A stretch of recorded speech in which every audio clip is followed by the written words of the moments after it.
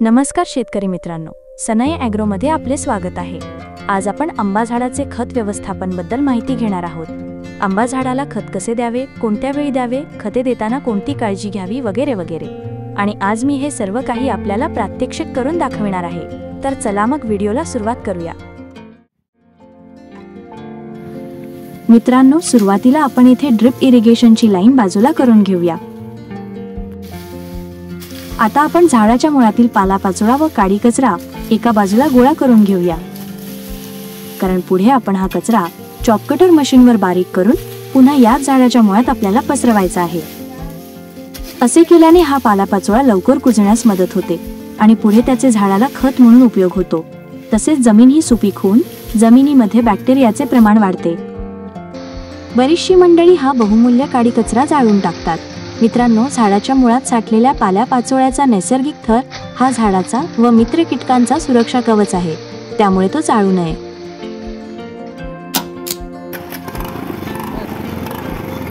तर शेतकरी मित्रांनो, आता आपण जमिनीला वापसा कंडिशन मध्ये आणण्यासाठी या पॉवर विडरच्या सहाय्याने अशा प्रकारे नांगरणी करून घेणार आहोत। असं केल्याने जमिनीमध्ये ऑक्सिजनचे प्रमाण वाढून झाडाची चांगली वाढ होण्यास मदत होते।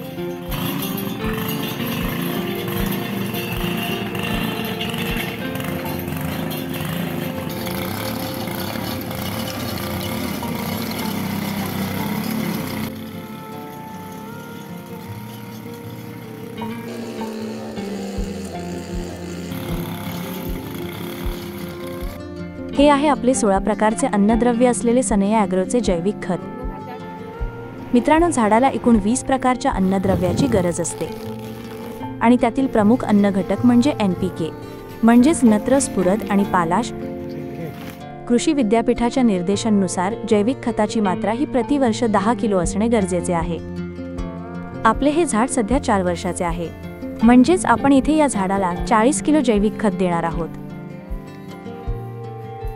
आपण येथे झाडाच्या मुळापासून 3 ते 4 फुटावर बांगडी पद्धतीने खत देणार आहोत। जर आपली झाडे मोठी असतील तर आपण जास्तीत जास्त 6 फुटापर्यंत खत देणे गरजेचे आहे। सुरुवातीला 20 किलो खत म्हणजे 3 घमेले आपण अशा प्रकारे पॉवर विडरच्या सहाय्याने मातीमध्ये मिक्स करून घ्यायचे आहे। मित्रांनो, अर्धवट किंवा न कुजलेले कोणतेही सेंद्रिय पदार्थ, लेंडी, शेण, ऊसमळी, कोंबडी शीट, किचन वेस्ट इत्यादी झाडाला देणे टाळावे, अन्यथा एक ना एक दिवस आपले झाड दीर्घकाळ आजारी पडून मृत्युमुखी पडल्यावाचून राहणार नाही। शेतकरी मित्रांनो, सेंद्रिय खत व जैविक कंपोस्ट खत यामध्ये जमीन आसमानाचा फरक आहे। त्यापेक्षा याच सर्व सेंद्रिय पदार्थापासून जैविक कंपोस्ट खत निर्मिती आपण आपल्या घरी किंवा बागेत कशी करावी, या मोफत मिळणाऱ्या मार्गदर्शनासाठी आम्हाला संपर्क साधा। मित्रांनो, बरीचशी मंडळी जमीन आहे म्हणून मोठ्या प्रमाणात आंबा लागवड करतात। नंतर पुढे जशी जशी झाडे मोठी होतात तसा आंबा बागेचा देखभाल खर्चही वाढू लागतो, म्हणून मग शेतकरी हळूहळू आंबा बागेच्या खत व्यवस्थापनामध्ये दुर्लक्ष करू लागतो। त्यामुळे अभ्यास न करता मिळेल ते खत घालून मोकळा होतो। मित्रांनो, असं केल्याने याचा थेट परिणाम आंबा उत्पादनावर पाहायला मिळतो। जमीन नापीक होते। मग शेतकरी यावर उपाय म्हणून लगेचच कल्टार म्हणजेच पॅक्लोबुट्राझोल सारख्या PGRचा वापर करण्यास सुरुवात करतो। परिणामी कालांतराने एक दिवस झाड आजारी पडून मृत्युमुखी पडते। म्हणूनच मित्रांनो, आपली क्षमता जर 100 झाडे लागवड करायची असेल तर आपण ती 50च झाडांची लागवड अगदी शास्त्रशुद्ध पद्धतीने करावी, म्हणजेच जे आपल्याला 100 झाडे उत्पादन देणार नाहीत, इतके उत्पादन ही 50 झाडे आपल्याला देतील व पुढे बागेचा देखभाल खर्च पण कमी होईल। मित्रांनो, आंबा बागेत कल्टार PGR वापरू नये असे आमचे मुळीच म्हणणे नाही, परंतु PGRचा वापर केव्हा, कधी आणि किती प्रमाणात करावा याचे संपूर्ण ज्ञान शेतकऱ्याला असणे गरजेचे आहे। मित्रांनो, कोणतेही रासायनिक खत किंवा PGR न वापरताही उत्तम प्रकारे आंबा उत्पन्न घेता येते। नैसर्गिक जैविक शेती केल्याने कालांतराने उत्पादन वाढते व खर्च कमी होतो। मित्रांनो, येथे आपण 1 पिशवी बेबी कॉयरचा वापर करणार आहोत। याच्या वापरामुळे जमिनीमध्ये हवा खेळती राहते, तसेच हे सेंद्रिय पदार्थांना येणाऱ्या बुरशीला पण कंट्रोल करते। तर आपण अशा प्रकारे हे घालून घ्यायचे आहे। जर आपल्याकडे हे उपलब्ध नसेल तर आपण याऐवजी येथे नारळांच्या सालीचा वापर करू शकता। आता आपण आपले शिल्लक राहिलेले 20 किलो खत येथे अशा प्रकारे घालून घेऊया.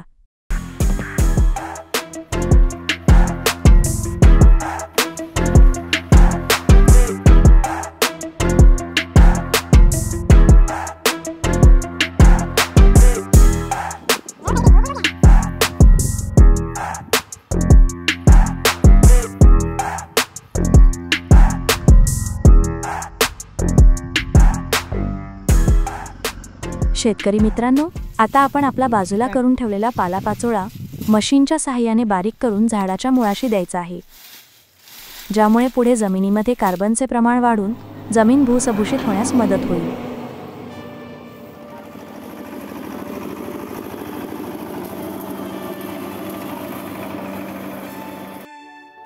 मित्रांनो, झाडाच्या पानांमध्ये पण अन्नद्रव्यांचा साठा भरपूर प्रमाणात असतो, त्यामुळे तो न जाळता आपल्याला तो जमिनीमध्ये अशा प्रकारे द्यायचा आहे. असं केल्याने झाडांना अन्नद्रव्याचा अभाव कधीच भासणार नाही. तसेच जमिनीची पण पाणी साठवून ठेवण्याची क्षमता वाढेल. साहजिकच झाडाची रोगप्रतिकार शक्ती वाढून उत्पादनात वाढ होईल.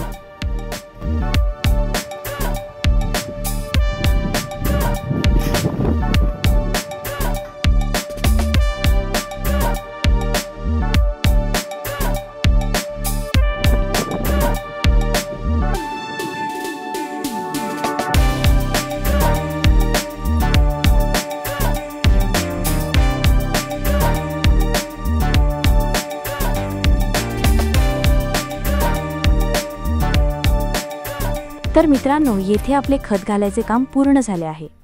पुढे आपण आपले झाडाला दिलेले खत मुळामध्ये रान वाढून ते खाऊ नये म्हणून येथे आपण वीड मॅटचा अशा प्रकारे वापर करणार आहोत.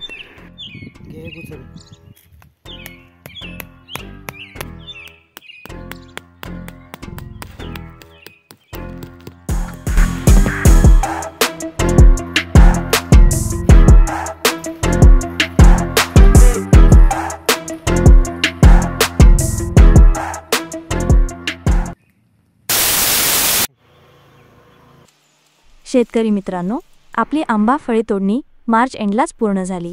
तसेच आपल्याकडे पाण्याची पण व्यवस्था आहे, म्हणून आपण हे खत झाडाची 10% छाटणी करून एप्रिलच्या 15 तारीखला दिले आहे.